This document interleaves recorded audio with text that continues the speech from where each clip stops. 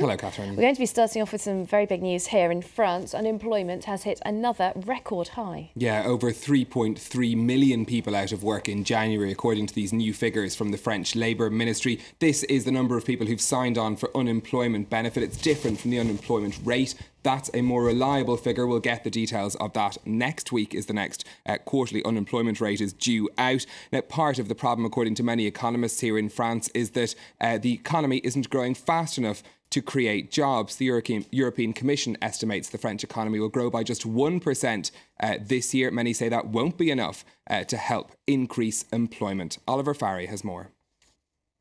Yet more people signing on in French job centres. The country's unemployment figures hit a record level in January. 3,316,200 people are registered as out of work. That's 8,900 more than in December.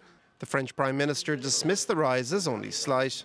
We still have to persevere without letting up in our effort to bring about a lasting fall in unemployment in our country.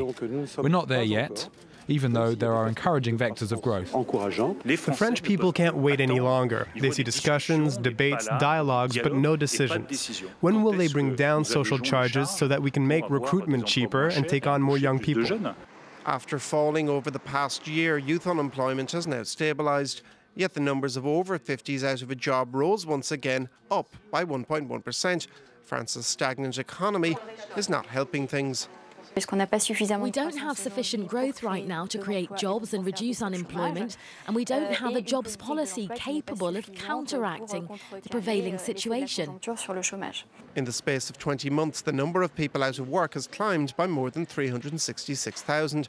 Last year, the French government failed to meet its target of bringing unemployment down by the end of 2013. OK, so let's find out how the French papers are reacting to these latest unemployment figures with our press reviewer, Florence Villeminot. Hi there, Flo. Hi, Catherine. Start us off with one of France's most respected papers, Le Monde. That's right. Well, Le Monde has very, very harsh words for the Labour Minister, Michel Sapin. They call him not the Labour Minister, but the Minister of Broken Promises. So you have this nearly 9,000 extra job seekers in January. That's not exactly the inversion of the unemployment curve that the government has been promising for such a long time. And yet, Le Monde says that the minister refuses to talk about failure. Le Monde says that ever since he became minister in May 2012, Sapin hasn't managed to lower unemployment, but what he has managed to do is be very creative when talking about the statistics. He's pretty much made it into an art form. No matter what the statistics say, he always says that things are getting better. For instance, today, he tells Le Monde the battle hasn't yet been won, but it will be. Sapin pretty much congratulates the government because, sure, job seekers did increase, but they didn't increase by that much, according to Sapin. We're currently winning the fight against the skyrocketing unemployment figures, and next we'll actually try to inverse the unemployment curve. That's what he says today. And so Le Monde really mocks this rhetoric and pokes fun at the government for actually having the nerve to pat themselves on the back this month. Well, that positive spin must sound quite unfortunate to people who are seeking jobs, those people who have started signing on as unemployed in the last month. And you've got a report in La Croix about people who are in that situation. That's right. La Croix wonders just how hard is it actually to find a job, and how do people who end up finding jobs find them? And starting in June, it started following 4 job seekers who have since found work. And according to La Croix, most job seekers don't actually depend on the state agency called Pôle emploi. Pôle emploi registers unemployed people. It provides them with financial aid, and it's also supposed to help them find work. But La Croix says most workers don't actually depend on it. They depend on their own network and spontaneously sending out their CVs. Now, La Croix also goes to the country in Europe which has the lowest unemployment, which is Austria, to see how things work there. What's Austria's recipe for success? Well, La Croix says it's no miracle solution, but it is a job market that's a lot more flexible. There's a lot more investment in training programs and dynamic businesses. OK, really interesting investigation there. Could lead into future reforms, perhaps, here in France. We will come back to the rest of the stories in the French papers in a moment, Florence, but let's turn back to Stephen now. And you've been looking at the latest woes for the Australian national airline. Yeah, Qantas is going to cut 5,000 more jobs. This after the company announced losses of $225 million for the second half of 2020. 2013. The figure compares to a profit of almost 200 million for the same period in 2012.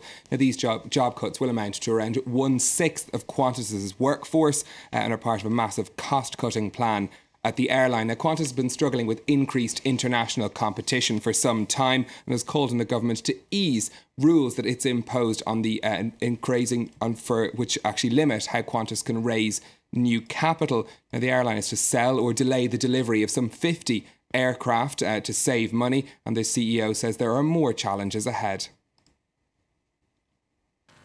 This performance by our airlines is unacceptable, and the current position is unsustainable. It reflects a substantial change in our circumstances.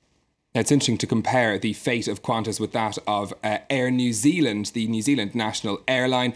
It posted a record half-year profit of around $116 million up 40% on the previous period. Air New Zealand owns almost 25% of Qantas's main rival, Virgin Australia.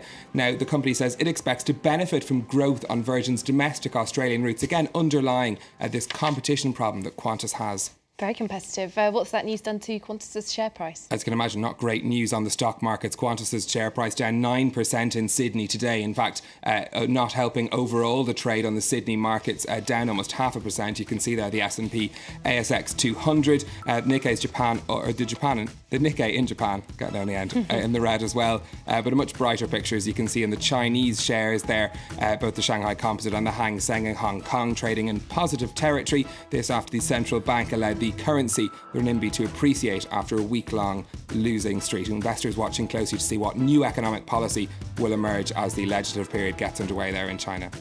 OK, there is plenty of companies news out and about today. Stephen, take us through the stories that have stood out to you. Yeah, I'm going to start with the French nuclear company Areva, which has reported net losses of almost €500 million in 2013. The largely state-owned firm was mostly dragged down by increased costs relating to its new generation EPR reactor it's building in Finland.